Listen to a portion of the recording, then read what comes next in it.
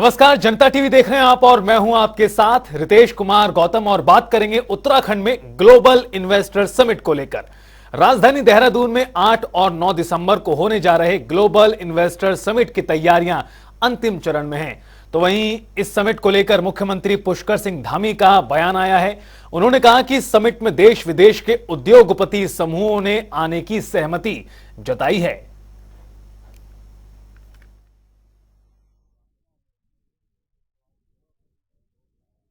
चूंकि पूरे देश दुनिया के जो बड़े इन्वेस्टर समूह के लोग हैं, उन सभी लोगों ने हमें आने की अपनी सहमति प्रदान की है।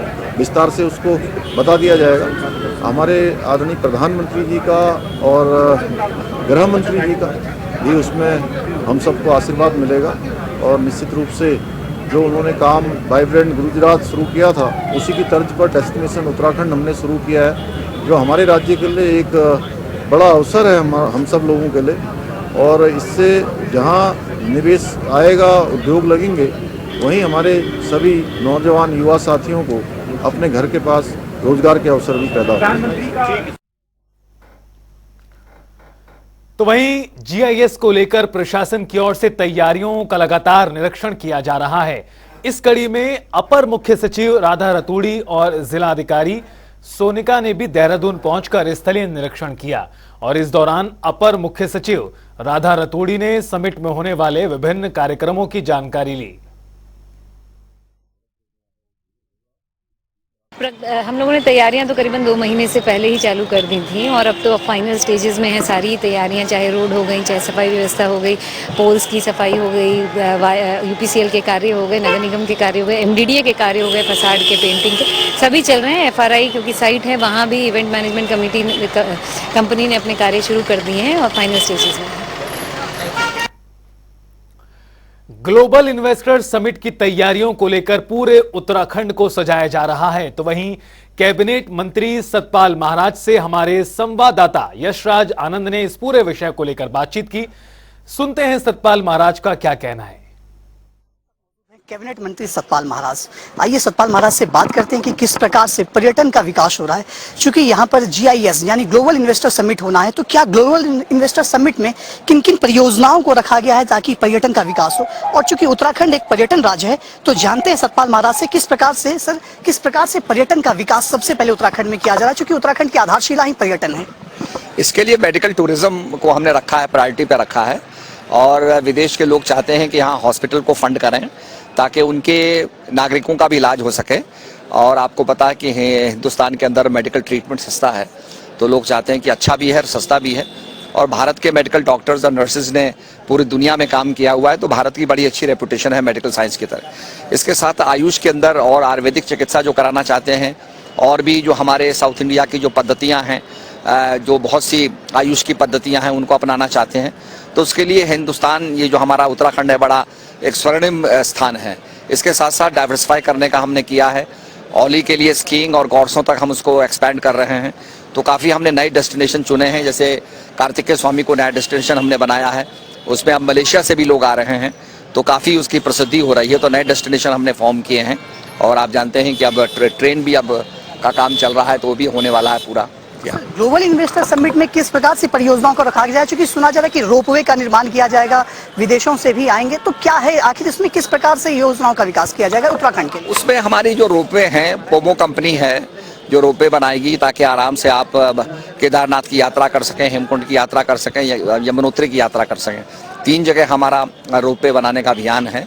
और कार्तिकेय स्वामी में हम चाहते हैं कि वहाँ लिफ्ट लगे, जिससे कि यात्री वहाँ दर्शन कर पाएँ। तो ये नई टेक्नोलॉजी को हम अडॉप्ट कर रहे हैं, फर्निकुलर की टेक्नोलॉजी को अडॉप्ट कर रहे हैं। तो इसके लिए विदेशी लोग भी आएंगे और देश के अंदर जो यहाँ बहुत उद्योगपति हैं वो भी इन्वेस्ट करेंगे। सर, आप धर्मस्व मंत्री भी हैं, तो धर्म के क्षेत्र में उत्तराखंड चूंकि देवभूमि कहा जाता है, तो धर्म के क्षेत्र में केदारनाथ, बद्रीनाथ, किस तरीके से इसका पुनरुद्धार का और भी काम हो रहा है, या और किन किन चीज़ों की आधारशिला? नहीं, इनके पूरा विस्तार करा जा रहा है, पूरा परिसर इनका डेवलप किया जा रहा है, जिससे यात्रियों को सुविधा मिले। और जिस संख्या में यात्री आएंगे, वहाँ पर जो कंटेनमेंट की संख्या है तो वो बढ़ाई जाएगी, ताकि लोग वहाँ सारी सुविधाओं का लाभ प्राप्त कर सकें और भगवान के दर्शन कर सकें। इसके साथ साथ खरसाली में जो है यमुनोत्री की पूजा हो रही है, गंगोत्री में पूजा हो रही है, और केदारनाथ में जो है आपके ऊखीमठ में पूजा हो रही है, और बद्रीनाथ की पूजा जो है आपके पांडुकेश्वर और जोशीमठ में होती है। तो ये शीतकालीन स्थान है भगवान के, तो यहाँ भी पूजा हो रही है। तो हम यात्रियों से आग्रह कर रहे हैं कि यहाँ भी दर्शन करने के लिए पधारें।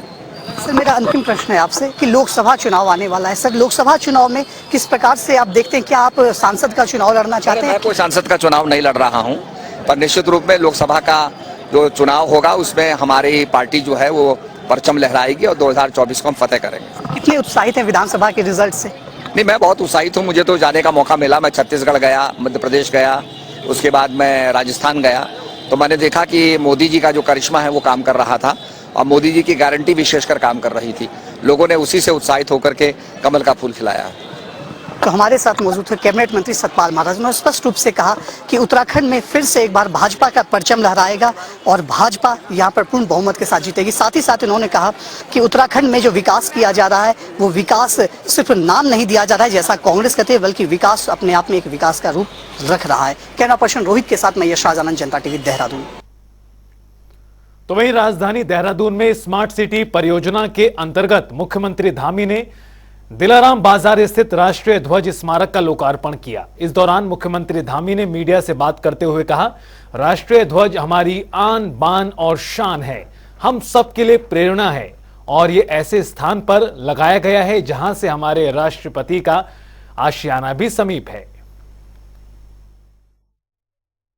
राष्ट्रीय ध्वज हमारा आन बान और शान है, हम सबके लिए प्रेरणा है, और ये ऐसे स्थान पर लगाया गया है राजपुर रोड दिलाराम चौक के नज़दीक, जहाँ से हमारा राष्ट्रपति जी का आशियाना भी इसके समीप है, राजभवन भी है, अन्य जो हमारे महत्वपूर्ण आने जाने का जो मार्ग है वह भी ये मार्ग है, और साथ ही पूरे देश दुनिया से आने वाले लोग इस मार्ग से गुजरते हैं। ये सभी को प्रेरणा देने का काम करेगा, और हमारी नई पीढ़ी को भी निश्चित रूप से इस ध्वज को देखकर प्रेरणा मिलती रहेगी, राष्ट्रभक्ति उनके अंदर और मजबूत होगी। इसलिए आज बड़े शुभ अवसर पर ये आज राष्ट्रीय ध्वज यहाँ पर लगाया गया है, और स्मार्ट सिटी योजना के अंतर्गत ये नए शहर का भी एक तरह से आगाज़ है कि जिस तरह से स्मार्ट सिटी में आज काम हो रहा है, नया शहर आप सब लोगों को दिख रहा होगा। और अभी 2 दिन बाद हमारी global investor summit destination Uttarakhand यह भी यहाँ पर आयोजित हो रहा है, तो उससे ठीक पहले ध्वज लगना ये हम सब लोगों के लिए बहुत प्रसन्नता की बात है। तो वहीं प्रदेश में एक बार फिर पूर्व मुख्यमंत्री और कांग्रेस के वरिष्ठ नेता हरीश रावत 7 दिसंबर को देहरादून के गांधी पार्क में मौन उपवास करेंगे। इस दौरान बड़ी संख्या में कांग्रेस कार्यकर्ता मौजूद रहेंगे। वहीं हरिद्वार में कांग्रेस नेताओं ने प्रेस कॉन्फ्रेंस कर सरकार को घेरा। उन्होंने कहा कि हरिद्वार में आई बाढ़ आपदा से किसानों को भारी नुकसान हुआ था, लेकिन राज्य सरकार इस नुकसान की भरपाई करने में नाकाम साबित हुई है। उन्होंने क्या कुछ कहा, आपको सुनाते हैं। देवी आपदा में हरिद्वार के किसानों का भारी नुकसान हुआ, गन्ना, चरी, घास सब बर्बाद हो गया। मुख्यमंत्री जी ने आश्वस्त किया था अपने घर बुलाकर हम 11 किसानों को हरीश रावत जी के सामने कि मैं इनको नुकसान की भरपाई करूंगा और उचित मुआवजा दूंगा। लेकिन नारसन से लेकर रुड़की तक हमारी ट्रैक्टर यात्रा, फिर उसका सीएम आवास घिराव, उसके बाद मुख्यमंत्री जी ने हमें चाय पे इनवाइट करके अपने घर ये आश्वस्त किया था कि मैं इनका भरपाई करूंगा नुकसान की और इनको उचित मुआवजा दूंगा। लेकिन आज तक मुख्यमंत्री नहीं कर रहे, और इस दुर्घटनाग्रस्त होते हुए भी हरीश रावत जी किसानों की समस्याओं को लेकर 7 तारीख को गांधी पार्क में धरने पर बैठेंगे। लोकसभा 2024 चुनाव से पहले भारतीय जनता पार्टी ने 4 राज्यों में हुए चुनावों में 3 में जीत दर्ज की है और विपक्ष को अपनी रणनीति बदलने पर मजबूर कर दिया है। तो वहीं उत्तर प्रदेश के मुख्यमंत्री योगी आदित्यनाथ की तर्ज पर राजस्थान का मुख्यमंत्री बाबा बालकनाथ को बनाने की मांग हो रही है, जिसमें भारतीय जनता पार्टी के कार्यकर्ता और संत समाज भारतीय जनता पार्टी के केंद्रीय नेतृत्व से बाबा बालकनाथ को राजस्थान का अगला चीफ मिनिस्टर बनाने के लिए कह रहा है। तो वहीं अखिल भारतीय अखाड़ा परिषद भी बाबा बालकनाथ के ही समर्थन में है। संत की मांग हो रही है। समझता अगर संत मुख्यमंत्री बनता है तो वो जो संत है, जो महाराज श्री, उनकी छवि बहुत अच्छी है, बहुत अच्छे संत है, योगी संत है, बाबा बालकनाथ जी का नाम है। और मैं समझता हूँ उनका नाम राजस्थान में नहीं पूरे हिंदुस्तान में उनका नाम है। तो मैं समझता हूँ बहुत अच्छा होगा अगर वो मुख्यमंत्री बनेंगे। संत पूरे समाज के लिए कार्य करता है। संत मैं समझता हूँ संत शायद घोटाले कम करते हैं। संत कोई, क्योंकि उसका तो बीवी बच्चे नहीं है, उसका तो अपना कोई नहीं, समाज ही उसका है। जिसका समाज होता है वो संत जो है समाज के लिए कार्य करता है। आपने योगी जी को देखा होगा कि जो उनके घर वाले हैं उत्तराखंड में, आपने देखा कभी वो अपने घर नहीं गए, कभी उन्होंने घर में कुछ नहीं दिया। बिल्कुल उसी सेम तर्ज पे है बाबा बालकनाथ जी है। हरिद्वार के नवोदय नगर में निर्माणाधीन कुष्ठ आश्रम के स्थानांतरण को लेकर ग्रामीणों में खासा रोष बना हुआ है। इस दौरान ग्रामीणों ने पुतला दहन कर अपना गुस्सा भी जाहिर किया। दरअसल घनी आबादी के बीचों बीच कुष्ठ आश्रम बनाया जा रहा है, जिसको लेकर ग्रामीणों ने अपना विरोध प्रदर्शन किया है। उनका कहना है कि घनी आबादी के बीच इस तरह का आश्रम स्वीकार्य नहीं है। हमारा तो शुरू से विरोध कुष्ठ आश्रम के प्रति रहा है कि कुष्ठ आश्रम इतनी घनी बस्ती में क्यों बना दिया, और क्या कारण है कि वहाँ से हरिद्वार से जो वो स्वच्छ वातावरण में रह रहे थे, पर्वतमालाएं हैं, अच्छे पेड़ हैं, अच्छा एनवायरनमेंट है, माता चंडी देवी के चरणों में हैं, तो उनको हटा करके यहाँ क्यों लगाया गया, इसका उनके पास कोई उत्तर नहीं है। और माननीय हाई कोर्ट ने यह कहा है कि इसको माँ गंगा से 200 मीटर इधर या उधर बनाएं, और वो भी इसलिए कहा है कि जिलाधिकारी ने, प्रशासन ने उनकी झोंपड़ियाँ तोड़ दी थी। झोंपड़ियाँ क्यों तोड़ी उसका जवाब इनके पास नहीं, क्यों तोड़ी। वो हाईकोर्ट पहुंच गए, हाईकोर्ट, माननीय हाईकोर्ट ने ये कहा है कि इनको 200 मीटर पीछे गंगा से इधर हटा दो या उधर हटा दो, और इनके पक्के घर बना के दो। वो झोंपड़ी तोड़ने के संबंध में लिखा माननीय हाईकोर्ट ने कि इनके पक्के घर बना के दो। भारतीय किसान यूनियन पथिक ने प्रदेश सरकार से गन्ना मूल्य 500 रुपए घोषित करने की मांग उठाई है। दरअसल भारतीय किसान यूनियन पथिक के रुड़की के प्रशासनिक भवन में एक बैठक हुई, जिसमें भाकियू पथिक के राष्ट्रीय अध्यक्ष नीरज चौधरी ने कहा कि प्रदेश सरकार किसानों की समस्याओं पर कोई ध्यान नहीं दे रही। इसके साथ ही उन्होंने चेतावनी दी है कि अगर सरकार ने जल्द ही किसानों की मांगों पर ध्यान नहीं दिया तो भाकियू पथिक बड़े पैमाने पर आंदोलन करने को मजबूर होगी।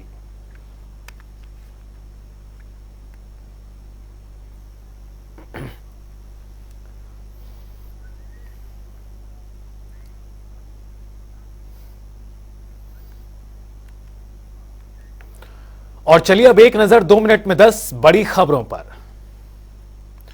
मुख्यमंत्री पुष्कर सिंह धामी का हरिद्वार दौरा, हर की पौड़ी पर गंगा आरती में हुए शामिल। मुख्यमंत्री ने की गंगा आरती, सीएम धामी ने हरिद्वार को दी बड़ी सौगात। उत्तराखंड के 82 में सड़क हादसा, बस और ट्रक के बीच भीषण टक्कर। बस के अंदर फंसा ड्राइवर, मौके पर पहुंची एसडीआरएफ, कड़ी मशक्कत के बाद ड्राइवर को बचाया। नैनीताल में होटल व्यवसायी के घर में लगी आग, आग ने लिया विकराल रूप। समय पर नहीं पहुंची फायर ब्रिगेड, लोगों ने पानी डालकर बुझाई आग। अंगीठी से आग लगने की है आशंका। रुड़की में संदिग्ध परिस्थितियों में विवाहिता की मौत, पुलिस ने शव का कराया पोस्टमार्टम, मामले की जांच कर रही है पुलिस। नैनीताल के कमलासन कंपाउंड में एक घर में लगी भीषण आग, लाखों का सामान जलकर राख। दमकल विभाग ने कड़ी मशक्कत के बाद आग पर पाया काबू। सड़कों पर वाहन पार करने की नहीं होगी अनुमति, पुलिस प्रशासन ने जारी किया आदेश। परमिशन के बाद ही किसी कार्यक्रम का हो सकेगा आयोजन। डीजीपी अभिनव कुमार ने जेल में बंद अपराधियों को दी चेतावनी, किसी भी अपराध में शामिल होने पर होगी कड़ी कार्रवाई। औचक निरीक्षण के दौरान जेलों से बरामद होते रहे हैं मोबाइल फोन। ब्रिटानिया कंपनी में श्रमिकों का विरोध प्रदर्शन जारी, पिछले कई दिनों से श्रमिक दे रहे धरना। हड़ताल पर बैठे हैं 700 से ज्यादा श्रमिक। ट्रक यूनियन की विभिन्न मांगों को लेकर हड़ताल, प्रशासन पर मांगों को पूरा न करने का लगाया आरोप। मांगे न मानने पर हड़ताल जारी रखने की भी चेतावनी। ब्लाइंड मर्डर मामले में एसएसपी ने किया खुलासा, सीसीटीवी फुटेज के आधार पर कार्रवाई। 24 घंटे के अंदर आरोपी गिरफ्तार।